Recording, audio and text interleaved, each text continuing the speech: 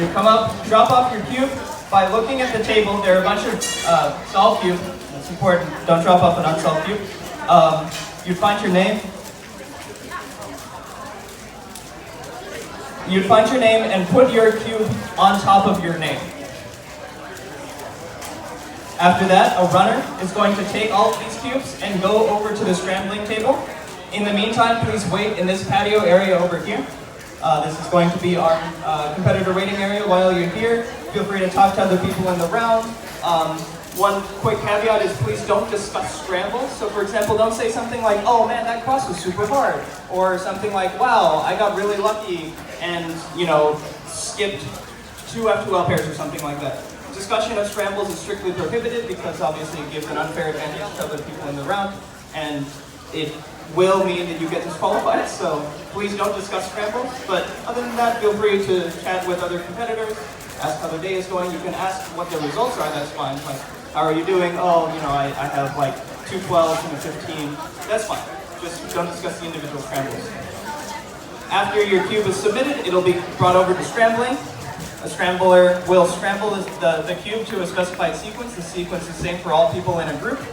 And then that runner will take it to an open station and call your name. So once you've come up and submitted your puzzle, listen for your name to be called by the runner.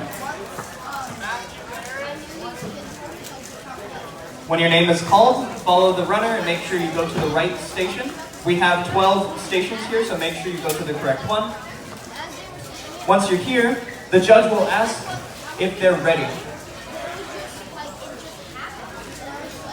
After you say yes, the judge will lift off the cover and give you up to 15 seconds of inspection time. The judge will remind you at 8 seconds and 12 seconds. After 8 seconds and 12 seconds has passed, it takes a little bit of time for the timer to register to count. Make sure you wait for the green light to appear. It might be a little bit hard to see down off stage, but when you come up stage, if this is your first time, just tell your judge that this is your first time and they'll walk you through kind of the process on stage. Nice to know. So when you first put on your hand, a red light will appear. So let me see if I can do this.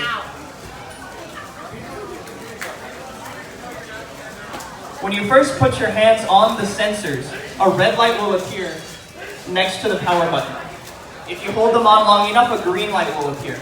That green light is your cue to be able to go. This process takes maybe half a second or so. So don't try to wait until 15 seconds, like right before 15 seconds and try to start, because you'll more than likely not be able to start the timer, which would be unfortunate. Once the timer is running, you solve your cube as usual. During inspection, you can't make any turns.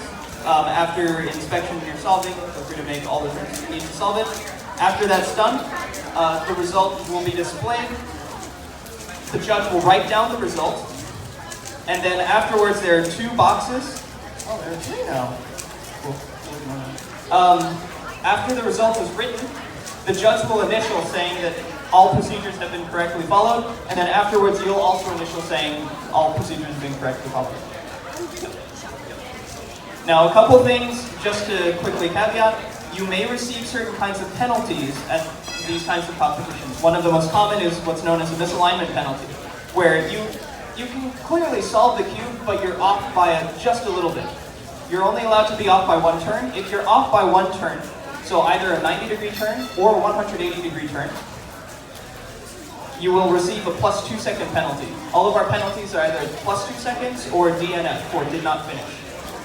So if you're misaligned by something like this, that's 2 turns, or at least more than 1 turn, so that would be considered a DNF. Notice that slice moves like this are considered 2 moves, not 1, so that would also be a DNF. So if it's off by 1 turn, the time would be written as 13.75 plus 2 equals 15.75. Some other common ways that you might get +2s, so hopefully this doesn't happen, because we're going to go over them. Please don't do this. Some common things are how to start the timer and stop the timer. Stopping it with karate chop motions is not very good. 1, because it can break stuff, and 2, this isn't a martial arts contest. So instead, please put your palms down. This is also not allowed because it's too easy for us to not be able to tell if you're touching the cube. So this is very bad. Don't do it this way. Instead, make sure that your palms are down and your fingertips are touching the sensors. Something like this is fantastic. So on start, you have to start this way, palms down, fingers touching. When you stop, all you need to do is make sure your palms are down. So you can stop kind of overreaching, as we said before. But never like this, don't do this, don't use your face, don't use your elbows, don't use your knees, I guess. So yeah, palms down.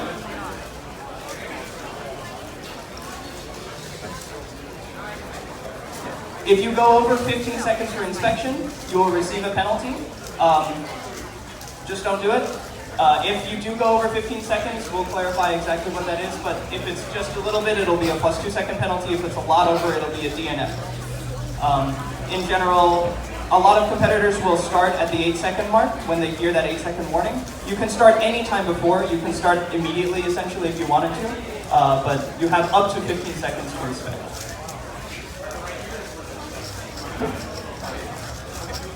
Some other common things are if you stop it like this, where you properly stop palms down, but the puzzle is covering the timer, that's okay. However, what's not okay is touching the puzzle when you stop the timer. So if you stop the timer such that, yeah, there are a couple different ideas here, but yeah. So if you stop the timer, but then you go back and touch the puzzle, that would be considered a DNF, so definitely don't do that. We can sometimes downgrade that to a plus 2 second penalty, but just in general, once you stop the timer, don't touch the puzzle. At least until the judge has verified that the puzzle is in a good state, or whatever state it is. Misalignment penalties will be judged by resting state, so if you stop the timer and the puzzle like skids off the table and lands on the floor, we'll take whatever state it is after it stopped moving. You can be slightly off. For example, something like this would not be considered a misalignment. Our cutoff mark is basically the 45-degree mark. Some of these cases can be really hard to judge. Alex and I will be around to make sure that everything is judged fairly. Other things are when you... Thank you, Alex. Other things are, while you're stopping the timer, make sure you fully release the puzzle. Don't stop it like this. That would be, in this case, it would be a plus 2 second penalty for not stopping your palms down, plus another 2 second penalty for holding onto the puzzle. So make sure that you fully release the puzzle when you stop the timer.